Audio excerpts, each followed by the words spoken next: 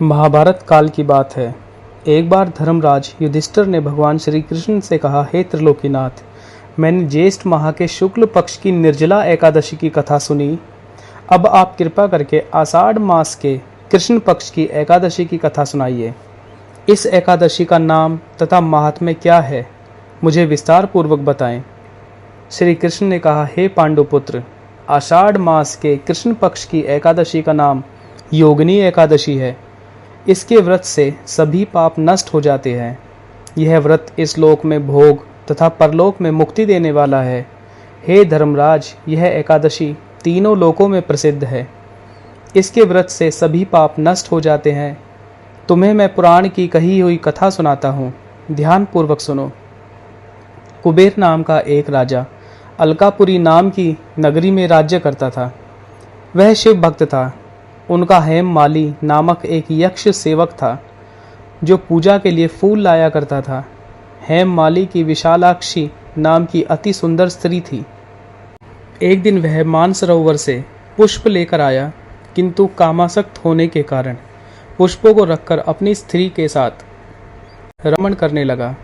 इस भोग विलास में दोपहर हो गई। हेम माली की राह देखते देखते राजा कुबेर को दोपहर हो गई। क्रोधपूर्वक अपने सेवकों को आज्ञा दी कि तुम लोग जाकर पता लगाओ कि हेम माली अभी तक पुष्प लेकर क्यों नहीं आया। जब सेवकों ने उसका पता लगा लिया तो राजा के पास जाकर बताया, हे राजन, वह हेम माली अपनी स्त्री के साथ रमण कर रहा है। इस बात को सुनकर राजा कुबेर ने हेम माली को बुलाने की आज्ञा दी। डर से कांपता हुआ हेम माली राजा के सामने उपस्थित हुआ।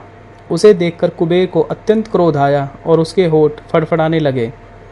राजा ने कहा, अरे अधर्मी, तूने मेरे परम पूजनीय देवों के देव भगवान शिव जी का अपमान किया है।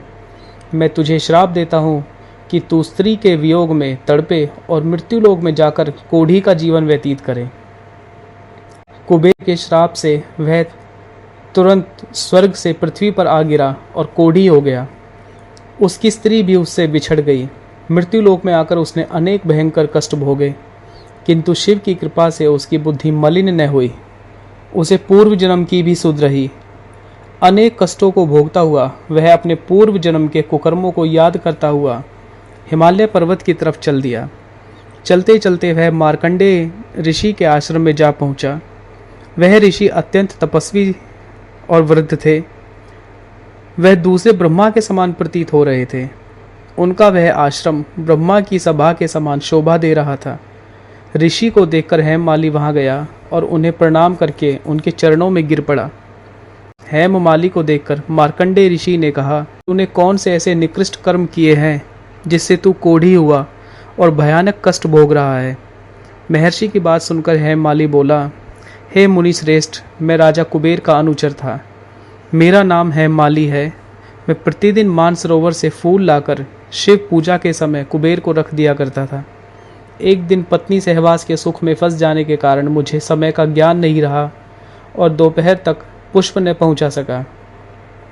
तब उन्होंने मुझे श्राप देकर मुझे स्त्री का वियोग दिया और मृत्यु लोक में जाकर कोढ़ी बनकर दुख भोगने का यह श्राप दिया। इस कारण मैं कोढ़ी हो गया हूँ तथा पृथ्वी पर आकर भयंकर कष्ट भोग रहा हूँ। अतः कृपा करके आप मुझे कोई ऐसा मार्ग बतलाएं जिससे मेरी मुक्ति हो सके। मार्कंडेय ऋषि ने कहा, हे हेम माली, तूने मेरे सम्मुख सत्य वचन कहे हैं, इसलिए मैं तेरे उद्धार के लिए एक व्रत बताता हूँ। यदि तू आषाढ़ मास के कृष्ण पक्ष की योगिनी एकादशी का विधि विधान पूर्वक व्रत करेगा तो तेरे सभी पाप नष्ट हो जाएंगे। महर्षि के वचन सुन हेम माली अति प्रसन्न हुआ। उनके वचनों के अनुसार योगिनी एकादशी का विधान पूर्वक व्रत करने लगा। इस व्रत के प्रभाव से वह अपने पुराने स्वरूप में आ गया और अपनी स्त्री के साथ सुखपूर्वक रहने लगा। श्री कृष्ण ने कहा, हे राजन, इस योगिनी एकादशी की कथा का फल 88,000 ब्राह्मणों को भोजन कराने के बराबर है। इस व्रत से सभी पाप नष्ट हो जाते हैं और अंत में मोक्ष प्राप्त करके प्राणी स्वर्ग का अधिकारी बनता है। जय श्री राम, जय श्री हरि।